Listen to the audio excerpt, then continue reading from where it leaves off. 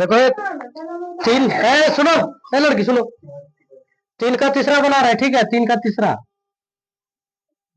तीन का तीसरा में कितना कितना है? 8, 9 और 25 है। 25। इसका क्या कर रहा है? अभाज्य गुणनखंड विधि द्वारा एलसीएम और एचसीएफ निकालने बोल रहा है, ठीक है। निकालते हैं। अभाज्य के लिए पहले भाज्य पहले गुणनखंड निकालो उसको। 8 को तोड़ो तो 2 से टूटेगा। 4 दूना 8, फिर 2 से 2 दूना 4, फिर 2 से 1, ठीक है। क्या क्या टूटा तुम्हारा? 2 गुना 2 और गुना 2 बराबर 2 पर पावर क्यों आया। उसके बाद फिर देखो 9 को तोड़ना है। 9 को यदि तोड़ेंगे तो 3 से तोड़ेंगे, 3 तिया 9 और 3 का 3, यानी क्या क्या तोड़ा? 3 गुना 3, ठीक है। 9 का टूट गया, फिर 25 को फिर तोड़ो गुणनखंड। 25 को यदि तोड़ेगा तो साइड में देखो 25 5 से खिलाएगा तो बचे 25, 5 से 1 कितना निकला तुम्हारा? 5 गुना 5 आया। तो इसका मतलब समझ लो, ये 3 का 3 स्क्वायर मतलब क्या हुआ? 3 पर पावर स्क्वायर लिख सकते हैं, इसका भी 5 पर स्क्वायर लिख सकते हैं, या 2 पर पावर क्यों है, ठीक है। तो एलसीएम बराबर लिखो। एलसीएम बराबर क्या होता है? सार्वनिष्ठ गुणनखंड का सबसे बड़े घात का गुणनफल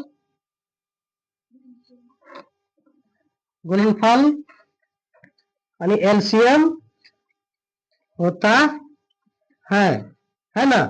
तो यहाँ देखो इस सब में सबसे देखो, पहले सबसे पहले कॉमन देखना है। तो कॉमन तो कोनो है नहीं, तो सब अलगे अलगे है ना, अलगे अलगे। तो सबका जो है अलगे अलगे इसका होगा एलसीएम में। 2 का पावर क्यू है तो 2 पर पावर क्यू और गुना 3 पर पावर स्क्वायर है तो स्क्वायर, और फिर 5 पर पावर स्क्वायर है ना। अब इसको तोड़ो तो 2, इसको यदि तोड़ेगा तो कितना आएगा? 8 और इसका 9 और गुना 25, तो गुना करो इसको।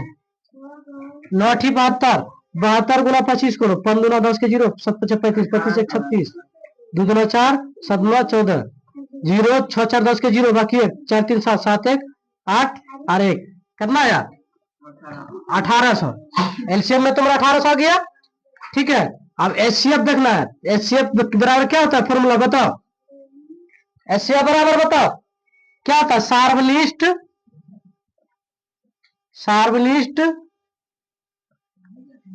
गुणनखंड, सार्वनिष्ठ गुणनखंड का सबसे छोटे घात का गुणनफल एचसीएफ होता है। यही होता है, सार्वनिष्ठ गुणनखंड का सबसे छोटे घात का गुणनफल एचसीएफ होता है। तो वही हुआ, न्यूनतम बोलो या सबसे छोटा घात बोलो, वही हुआ। समझ गया? यह देखो सबसे छोटे घात का गुणनफल एचसीएफ होता है। इसमें से देखो, इसमें से कोई कॉमन आ रहा है? नहीं आ रहा ना कॉमन। कोई जब कॉमन नहीं है तो सब में क्या रहता है? एच छुपा हुआ। तो एक तुम्हारा एचसीएफ आंसर होगा, ठीक है। यानी कि एलसीएम बराबर जो होगा 1800 और एचसीएफ बराबर होगा 1। यही तुम्हारा फाइनल आंसर होगा। उतारो जल्दी। ध्यान एकदम फोकस और